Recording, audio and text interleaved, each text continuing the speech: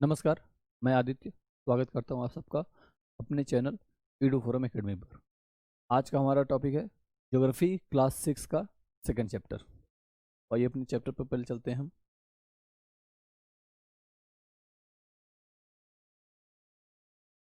ये है जो आपको पढ़ना है सेकंड चैप्टर, हमारी पृथ्वी के अंदर। तो अभी तक हमने पृथ्वी के बाहर तो पढ़ लिया।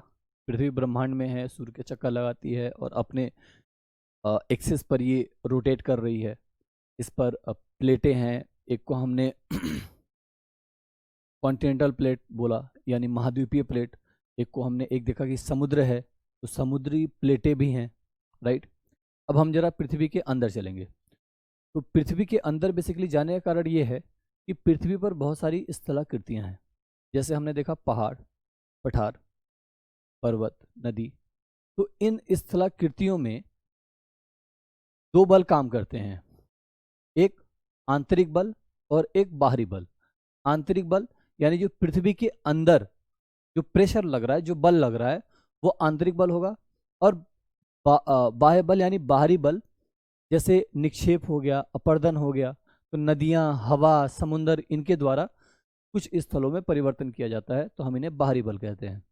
आंतरिक बल में आप ये पृथ्वी देख रहे हैं, तो पृथ्वी की संरचना ऐसी है कि ये प्याज के तरीके की है कि इसके अंदर एक कोर है, उसके ऊपर मेंटल है, उसके ऊपर क्रस्ट है, और उसके ऊपर क्रस्ट है, और क्रस्ट के ऊपर हमारी प्लेटें हैं, राइट। तो प्याज की तरीके की संरचना हो गई। और इन सबका स्वरूप और इनकी संरचना भी अलग अलग है। जैसे आप कोर देख रहे हैं, तो कोर आपको बिल्कुल लाल दिख रहा है। लाल दिखने का कारण ये है कि ये लावा है, पिघला हुआ लावा, लिक्विड है, इसलिए आपको एकदम लाल दिख रहा है। इसके ऊपर आपको मेंटल दिख रहा है। तो मैंने पिछले क्लास में आपको समझाया था कि मेंटल आप ठीक वैसे इमेजिन करिए कि एक आप छड़ को गर्म कर रहे हैं, वो एकदम पीला हो चुका है, लेकिन वो पिघल नहीं रहा। पीला है, आप उस पर हथौड़ा मारेंगे तो वो उसके आकार में परिवर्तन होगा, लेकिन वो पिघल नहीं रहा, तो वो इसी स्थिति में है, राइट। इसके ऊपर हमारी परपटी है, राइट। अब इनके बीच में सीमा भी है, तो इसे डिसकंटिन्यूटी कहते हैं। जैसे हमारा भू परपट्टी यानी क्रस्ट है और मेंटल है, तो एक ऐसा जगह होगा जो इन दोनों के बीच डिसकंटिन्यूटी पैदा करेगी। क्योंकि अगर यहां से ये शुरू हो और यहां तक एक ही चीज रहे, तो हम देख रहे हैं ये अलग है। कहां से ये अलग होता है? जहां से अलग होता है उसे हम सीमा कहते हैं, बाउंड्री, या इंग्लिश में से डिसकंटिन्यूटी कहते हैं। तो यहाँ पे एक नाम देते हैं हम, ये डिसकंटिन्यूटी। फिर यहाँ पर भी एक डिसकंटिन्यूटी है, यानी उसे भी सीमा कहते हैं, वो मैं आपको आगे समझाऊंगा। गुटनबर्ग असंबद्धता जिसे बोलते हैं हिंदी में, यानी गुटनबर्ग डिसकंटिन्यूटी। फिर मोहर डिसकंटिन्यूटी यानी असंबद्धता, कि एक चीज की सीमा कि ये मेंटल से अलग हो गई, तो जहां से अलग हो गई वहां पे हमने असंबद्धता का नाम दिया, यानी डिसकंटिन्यूटी का नाम दिया। इसमें आपको नहीं पढ़ना, ये हम आगे बाद में समझेंगे, राइट। इसलिए हमने कहा कि हम क्रम से चलेंगे, आसान से कठिन की तरफ या बेसिक से एडवांस लेवल की तरफ, ठीक है ना। अब पृथ्वी को देखिए, तो पृथ्वी की सतह की जो सबसे ऊपरी परत है, उसे हमने क्या कहा है? भू परपट्टी यानी क्रस्ट, ठीक है। अब क्रस्ट, अब मैं आपसे पूछूं कि क्रस्ट की मोटाई कितनी है, राइट। तो क्रस्ट का जो स्थल पर मोटाई है, स्थल यानी कॉन्टिनेंटल प्लेट, इसकी मोटाई 35 किलोमीटर तक है। और जो समुद्रों पे क्रस्ट की मोटाई है वो 5 किलोमीटर है, ठीक। यानी कि स्थलीय प्लेटें मोटी हैं और समुद्री प्लेटें पतली हैं, ठीक है ना। इसके बाद ये जो महाद्वीपीय प्लेटें हैं, इन्हें हम कहते हैं सियाल, यानी सियाल से सिलिका और एल्यूमिना। तो जो ऊपरी महाद्वीपीय प्लेट है, ये किससे बना है? सिलिका और एल्युमिनियम से। तो सिलिका और एल्युमिनियम से बने होने के कारण हमने इसे क्या बोला? इसको यहां से समझिए,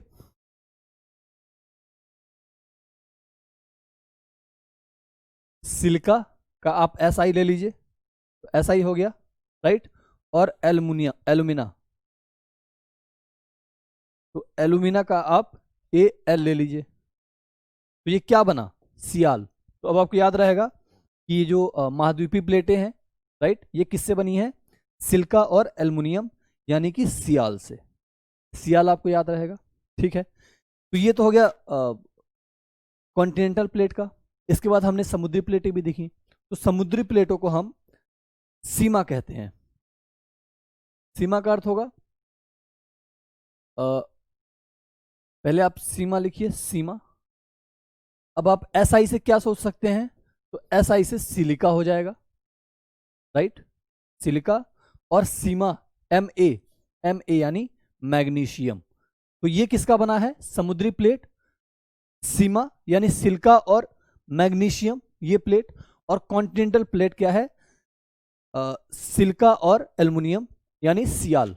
सियाल और सीमा ये दोनों चीजें आपको याद रखनी है, राइट। इसका महत्व क्या है ये हम आगे पढ़ने में हमें समझ में आएगा, इसलिए मैं कह रहा हूं याद रखना है, ठीक है ना। ये हो गया आपका भूपर्पटी या क्रस्ट। इसके जस्ट नीचे हमें मिलता है मेंटल। ये हमने देखा ना कि ऊपर का क्रस्ट है, इसके बाद हमें मेंटल मिल रहा है। तो मेंटल इसके जस्ट नीचे का पार्ट है और ये लगभग 2900 किलोमीटर गहरा है मेंटल। आपका क्रस्ट कितना गहरा है, 35 किलोमीटर। 35 से लेकर के 2900 किलोमीटर तक क्या है, मेंटल। यानी वही वो ऐसा गर्म लोहा जो पिघल नहीं रहा है लेकिन पीला हो गया है पूरी तरीके से, ठीक है ना।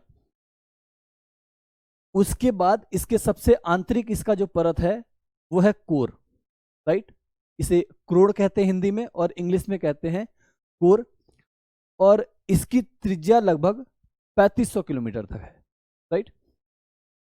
अब इसे बोलते हैं निफे। निफे क्यों बोलते हैं, क्योंकि इसके अंदर निकेल और फेरस, फेरस फेरस यानी होता है लोहा, ठीक है ना। तो निकेल और फेरस से बना है निफे, इसलिए इसे हम निफे कहते हैं। तो आपको निफे भी याद रखना है, ठीक है, निफे, राइट। तो ये इसके अंदर का मटेरियल हो गया। यानी पृथ्वी के क्रस्ट के बाद ज्यादा पार्ट हम देखेंगे और कोर में जाएंगे तो इसमें लोहा ज्यादा मिलेगा हमें, ठीक है ना। अब इसी की बाद आता है शैल और खनिज। हमने पृथ्वी के अंदर देखा क्या है ज्यादा, क्रस्ट पर तो ओशियानिक प्लेट और कॉन्टिनेंटल प्लेट है, उसके मटेरियल को देखा। फिर कोर के मटेरियल को देखा, उसमें क्या है, लोहा और निकेल ज्यादा है। इन्हीं से बाकी चीजें बनेंगी। तो पृथ्वी की भूपर्पटी पर कई तरीके की शैलें बनती हैं। ये शैलें बेसिकली 3 तरीके की होती हैं। कौन कौन से, एक शैलें होती हैं जिन्हें हम कहते हैं आग्नेय चट्टान, इग्नियस चट्टाने, राइट। इसके बाद अवसादी यानी सेडिमेंट्री, और इसके बाद कायांतरित चट्टाने यानी मेटामॉर्फिक, राइट। तो इन चीजों का मैं आपको कुछ इंग्लिश टर्मिनोलॉजी देते चलूंगा, हालांकि इसमें लिखा भी हुआ है, ठीक है ना। तो ये बेसिकली 3 तरीके की होती हैं, राइट। अग्नि यानी इग्नियस शेल, अवसादी यानी सेडिमेंट्री शेल, और कायांतरित यानी मेटामॉर्फिक शेल। अब इग्नियस शेल भी 2 तरीके का होता है। बेसिकली इग्नियस होता क्या है, तो इग्नियस आप ऐसा समझिए कि कुछ कुछ अग्नेय, आग्नेय इसको हिंदी में बोलते हैं। तो इससे क्या समझ आ रहा है, कुछ जलता हुआ या कुछ आग जैसा, राइट। तो आग्नेय से लावा, जो बहुत गर्म लावा पृथ्वी के ऊपर आता है उसे ही हम आग्नेय शैल बोलते हैं। अब ये भी 2 तरीके का होता है, एक आंतरिक यानी इसे इंग्लिश बोलते हैं इंस्ट्रूसिव, और एक बाहरी यानी एक्सट्रूसिव। तो जो आंतरिक जो लावा धरातल के ऊपर आ जाता है उसे हम बाहरी आग्नेय चट्टान बोलेंगे, या बहिर्भेदी और अंतर्भेदी। इतनी सारी टर्मिनोलॉजी है, आप किसी एक को पकड़िए। और मैं तो कहूँगा अगर पॉसिबल हो तो इंग्लिश की टर्मिनोलॉजी को आप लोग पकड़ा करें, ठीक है ना। इंग्लिश की टर्मिनोलॉजी याद करने में ज़्यादा आसान रहता है, राइट। तो इसको थोड़ा सा हम समझने की और बेहतर ढंग से कोशिश करते हैं। अगर मैंने आपसे कहा कि आग्नेय, चलिए आप इसे आग्नेय ही याद रखिए। तो आग्नेय चट्टान यानी पृथ्वी के अंदर जो लावा है, जब ये स्थल पर आ जाता है और ये चट्टान का रूप ग्रहण कर लेता है या चट्टान का रूप ले लेता है, तब इसे हम आग्नेय शैल या आग्नेय चट्टान कहेंगे। ये भी 2 तरीके का होगा, एक अंतर्भेदी यानी इंस्ट्रूसिव और एक बहिर्भेदी यानी एक्सट्रूसिव। तो आंतरिक जो लावा सपोज कि मेंटल से चला और धरातल के नीचे ही कहीं वो ठंडा हो गया, मेंटल के ऊपर और हमारे धरातल के कहीं नीचे वो ठंडा हो गया, तो उससे हम आंतरिक आग्नेय चट्टान कहेंगे, यानी इंस्ट्रूसिव। और जो ऊपर आके ठंडा हुआ उससे हम बहिर्भेदी शैल यानी एक्सट्रूसिव अग्निय इग्नियस शैल कहेंगे, राइट। तो ये आपका अग्नेय चट्टान हो गया। इसके बाद जब यही चट्टान ये लावा से बनता है, ज्वालामुखी की लावा से, जैसे आपका दक्कन का पठार है, तो दक्कन का पठार ये वही लावा है जो आके पृथ्वी पर बिछ गया, यानी हमारे भारत के प्रायद्वीप दक्षिणी प्रायद्वीप पर बिछ गया और वो कठोर हो गया, राइट। तो उसे हमने बाहरी अग्निय चट्टान कहा, यानी एक्सट्रूसिव इग्नियस शेल, राइट। और जो उसके अलावा जो कुछ अंदर ठंडा हो गया उसे हम आंतरिक या अंतर्भेदी अग्नेय चट्टान कहेंगे। तो ये आपको अग्नेय चट्टान समझ में आ गया। अब इसके बाद यही अग्नेय चट्टान सपोज कि बाहर आ गया, और बाहर आने के बाद अच्छा हाँ, एक चीज और है कि इसकी संरचना बहुत महीन होती है, राइट। इसकी संरचना महीन होती है। जब ये बाहर आ गया, ये लिक्विड ही है, लिक्विड ठंडा होगा तो इसका स्ट्रक्चर कैसा होगा, बिल्कुल महीन होगा, राइट। तो ये बेसाल्ट का एग्जाम्पल है, राइट। जैसे दक्कन का पठार ये बेसाल्टिक सैलो से ही बना हुआ है, अभी मैंने आपको बताया दक्कन का पठार। इसके बाद से अंतर्भेदी और बहिर्भेदी आप समझ गए। फिर यही समय के साथ इसमें अपर्दन होगा, इसमें अपक्षा होगा, ये टूटेंगे फूटेंगे, उड़ के कहीं ले जाए जाएंगे, नदियों द्वारा बहाए जाएंगे, तो ये अवसाद कहलाएंगे। अवसाद यानी सेडिमेंट, यानी आप एक तरीके से कूड़ा कचरा समझ लीजिए या बचा हुआ मटेरियल समझ लीजिए। तो ये बचा हुआ मटेरियल जब एक जगह जा करके बहुत बड़ी मात्रा में इकट्ठा हो जाता है और इस पर प्रेशर होता है, प्रेशर पड़ता है, यानी दाब और ताप, टेम्परेचर और प्रेशर दोनों चीज़ें बढ़ती हैं, तो फिर ये इकट्ठा होता है। जब ये इकट्ठा होता है तो फिर एक चट्टान बन जाता है या एक शैल बन जाता है। इसे हम क्या कहते हैं, अवसादी चट्टान, यानी सेडिमेंट्री शेल, राइट। अब आपने एक चीज देखा कि अग्नेय चट्टानें टूटी फूटी, फिर वो कहीं और जा करके अवसादों में इकट्ठा हुई, अवसादों के रूप में, और फिर दबाव और प्रेशर और टेम्परेचर की वजह से वो फिर इकट्ठा हो गई और मजबूत हो गई, तो उन्हें हमने सेडिमेंट्री या अवसादी चट्टानें कहा। तो इस क्रम में उनके बीच में कुछ और ऐसी चीजें रह जाएंगी जो इन शैलों के टुकड़े ना हो, वो कुछ और हो, जैसे कुछ पेड़ पौधे दब जाएंगे, जैसे कुछ जानवरों के अस्थि पंजर दब जाएंगे, जैसे अन्य तरह की कुछ जीवाश्म जिसे हम बोलते हैं, जिसमें जीव हो रहा हो कभी, वो दब जाएगा चीजें। तो उन जीवाश्मों से ही बाद में हमें ईंधन प्राप्त होगा। जैसे अवसादी शैलों से ही हमें खनिज प्राप्त होते हैं, जैसे तेल, जैसे कोयला, राइट। और ईंधन से संबंधित जो भी आपके चीजें हैं वो अवसादी चट्टानों में ही पाए जाते हैं। आप तेल समझ सकते हैं, कोयला समझ सकते हैं, और बाकी चीजें भी इन्हीं अवसादी में पाए जाते हैं, क्योंकि यही धीरे धीरे प्रेशर और टेम्परेचर की वजह से इनका स्वरूप परिवर्तन हो जाता है, राइट। अब हम वो तो साइंस का पार्ट है कि कार्बन होता है, फिर कार्बन ही चेंज होकर के कोयला बनता है, फिर वही चेंज होकर के हीरा ही बनता है, फिर वही चेंज होकर ग्रेफाइट बनता है। तो ये कार्बन के अप्रूफ हो गए, हम साइंस में नहीं जा रहे, हम इसमें हैं कि जो भी जीवाश्म उसमें दबे वो एक समय में टेम्परेचर और प्रेशर की वजह से उसमें परिवर्तन हुआ और वो खनिज बन गए, मिनरल्स, राइट। इसके बाद अवसादी शैलों के बाद अब यही अवसादी शैलें फिर परिवर्तन होते हैं, तो ये कायांतरित चट्टान कहते हैं, ठीक है ना उसे। जब ये अवसादी शैलें फिर टूटती फूटती हैं और इनमें दबाव और प्रेशर के कारण फिर परिवर्तन होता है, ये धरती के अंदर चली जाती है, माने नीचे चली जाती है, और ऊपर एक कुछ दूसरा लेयर बिछ जाता है, तो ये कायांतरित हो जाती हैं। और यही कायांतरित फिर धरती के नीचे गर्म होती हैं, सुलगती हैं, पिघलती हैं, और ये कोर में जाती हैं या मेंटल में जाती हैं, फिर ये लावा बनती हैं, और फिर यही लावा दोबारा आग्नेय बनता है। तो एक तरीके से ये शैलों का, या हम कहें कि चट्टानों का चक्र हो गया, इसे बोलते हैं शेल चक्र, राइट, शेल साइकिल। तो आपको पूरा साइकिल समझ में आया कि पहले अग्नेय चट्टान बना, अंतर्भेदी और बहिर्भेदी, एक्सट्रूसिव और इंट्रूसिव। और यही एक्सट्रूसिव यानी बहिर्भेदी आग्नेय चट्टानें बाद में अवसादी बनी, और अवसादी ही कायांतरित बनी यानी मेटामॉर्फिक, और फिर यही दोबारा से आग्नेय चट्टान बनेंगी। तो इसे बोलते हैं चट्टानों का चक्र या शेल साइकिल, राइट।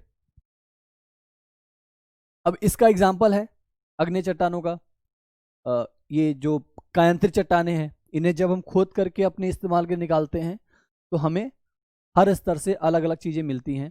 जैसे आग्नेय चट्टानों से ज़्यादातर आप जो भी सोने का खदान देखेंगे वो आप दक्षिण में देखेंगे, राइट।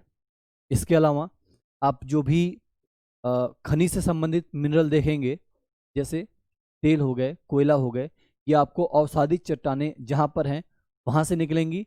और कायांतरित चट्टानों से, जैसे आप इसमें देखेंगे संगमरमर, चूना पत्थर, स्लेट, और इस तरीके की चीज़ें कहाँ से निकलेंगी, मेटामॉर्फिक यानी कायांतरित चट्टानों से।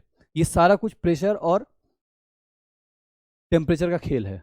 अब आप सोचेंगे टेम्परेचर और प्रेशर कहाँ से आ रहा है, तो प्रेशर तो खुद पृथ्वी पर है कि कायांतरित चट्टान जब एक स्तर के बाद ये नीचे चला गया और उसके ऊपर कुछ और जमता गया, जमता गया, मतलब चीज़ों की परत उस पर चढ़ती गई, तो ये जो कायांतरित चट्टान है ये नीचे जाएगा। नीचे तो गर्म है, प्रेशर भी है, उसी प्रेशर से फिर ये रूप परिवर्तन होता है, ठीक है।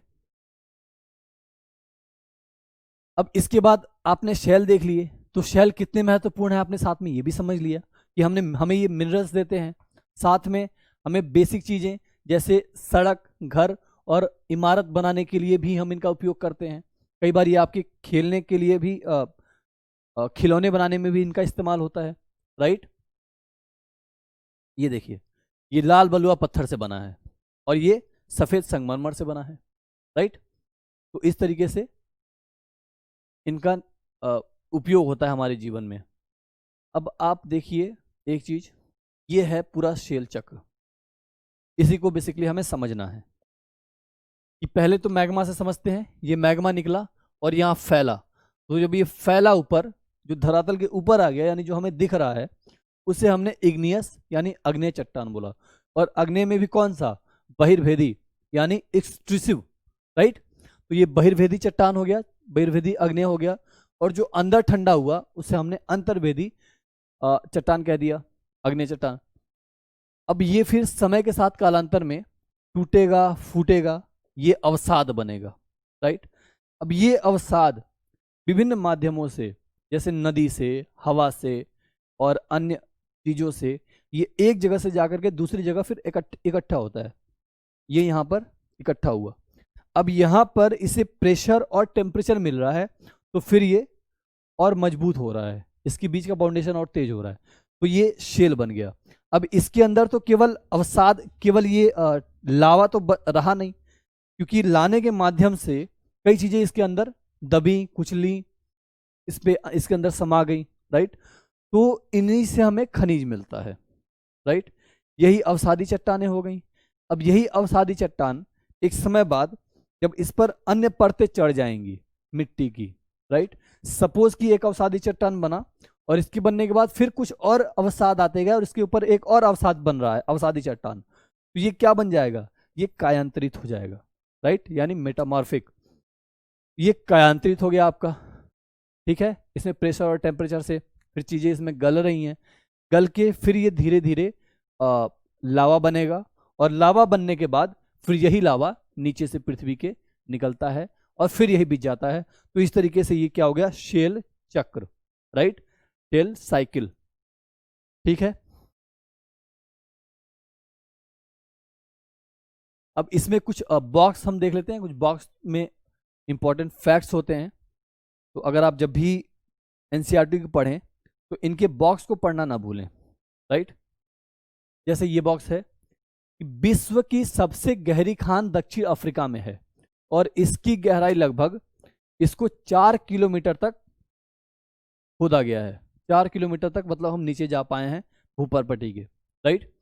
तो तेल की खोज में इंजीनियर 6 किलोमीटर गहराई तक खोद चुके हैं यहाँ पर, और पृथ्वी के केंद्र तक पहुंचने के लिए समुद्र की सतह पर 6000 किलोमीटर तक की गहराई तक खोदना होगा, तो हम इतने दिन में जब केवल 5 किलोमीटर खोद पाए, 6000 गहराई तक खोदना आसान बात है, यानी हम सेंटर तक पहुंच सकते हैं। पहली बात तो इस ऐसी टेक्नोलॉजी नहीं कि आप बीच तक खोद पाएँ 6000 किलोमीटर तक। अगर आपने खोद भी लिया तो उसके टेम्परेचर को सहने के लिए हमारे पास ऐसी कोई टेक्नोलॉजी नहीं है। अगर टेम्परेचर को सह लिया तो उसका प्रेशर भी बहुत ज़्यादा होता है, राइट। इसके अलावा भी चीज़ें होती हैं, वो हम जब जैसे जैसे पढ़ेंगे, जब हम कोर को स्पेशल पढ़ेंगे तब डिस्कस करेंगे, राइट। चलिए, तो एक ये बॉक्स हो गया आपका। दूसरा बॉक्स, पृथ्वी के आयतन का केवल 1% ही है क्रस्ट, यानी परपटी, जिस पर हम खड़े रहते हैं, जिस पर हम टिके हुए हैं, राइट। 84% हिस्सा किसका है? केवल मेंटल है, यानी मेंटल वो पार्ट जो देखने में पीला है, गर्म है, लेकिन वो पिघला हुआ नहीं है, ठीक है ना। इसके बाद 15% का हिस्सा कोर है, क्रोड जिसे हिंदी में कहते हैं और कोर इंग्लिश में कहते हैं, राइट। तो जो कोर का हिस्सा है वो केवल 15% है, लेकिन ये पिघले हुए फॉर्म में है, ठीक है ना। ये लावा है, राइट। और पृथ्वी की त्रिज्या कितनी है? 6371 किलोमीटर। ये कुछ ऐसे फैक्ट्स हैं जो कई बार ऑब्जेक्टिव फॉर्म में आपसे पूछे जाते हैं क्वेश्चन पेपर में, ठीक।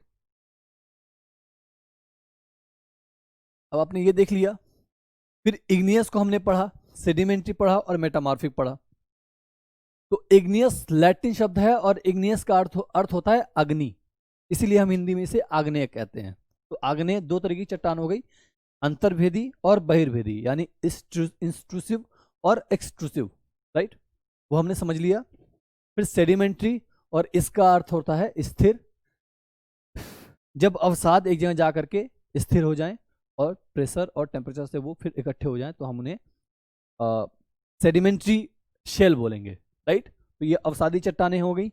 इसके बाद मेटामॉर्फिक यानी कायांतरित चट्टानें। तो कायांतरित का मतलब होता है रूप में परिवर्तन, और हिंदी में भी काया का परिवर्तन, राइट। तो जब इसके प्रेशर और टेम्परेचर के थ्रू जब ये नीचे एक इसके ऊपर एक और परत बैठ जाता है, फिर ये अपने फॉर्म में चेंज हो जाता है, तो हम इसे कायांतरित चट्टान या मेटामॉर्फिक शेल कहेंगे, ठीक है ना।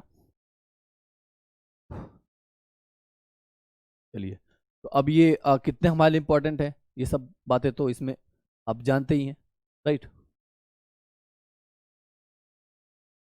तो अब इसी से संबंधित हम लोग कुछ क्वेश्चंस कर लेते हैं। तो पहले कुछ सब्जेक्टिव क्वेश्चन, पृथ्वी की 3 परतें क्या हैं वो आप बता देंगे, क्रस्ट, मेंटल और कोर, उनके बारे में थोड़ी थोड़ी बातें। इसमें आपको मिनिमम 20 वर्ड और मैक्सिमम 50 वर्ड में आंसर देना है। शेल क्या है इसे आप बताएंगे। 3 प्रकार की शेल कौन सी हैं, बहुत डिटेल में हमने एनालाइज किया कि तीनों शेल कौन सी हैं।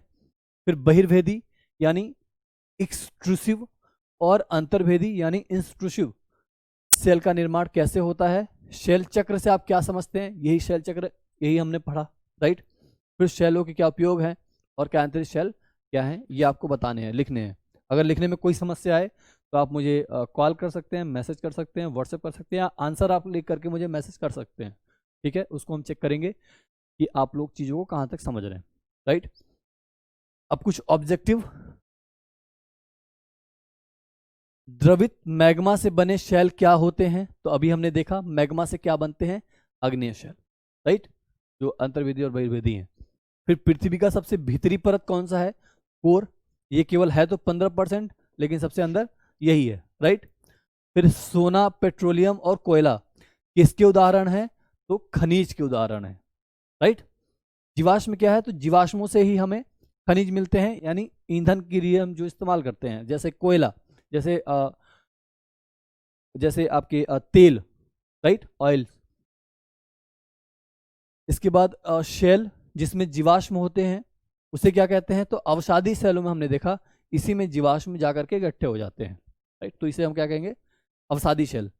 फिर पृथ्वी की सबसे पतली परत कौन सी है, तो क्रस्ट यानी भूपरपट्टी, ये पृथ्वी की सबसे पतली परत है, राइट। चलिए, तो आज का चैप्टर यहाँ समाप्त होता है। अगर आपको कोई समस्या आई हो, कहीं टर्मिनोलॉजी में कोई प्रॉब्लम हो, या आपको आंसर लिखने में कहीं समस्या आ रही हो, तो आप मुझे, और मेरा व्हाट्सएप नंबर स्क्रीन पर चल रहा है, आप इस पे मुझे लिख करके व्हाट्सएप भी कर सकते हैं, उसे भी मैं चेक करूँगा, ठीक है। अब मिलते हैं नेक्स्ट क्लास में। Thank you very much.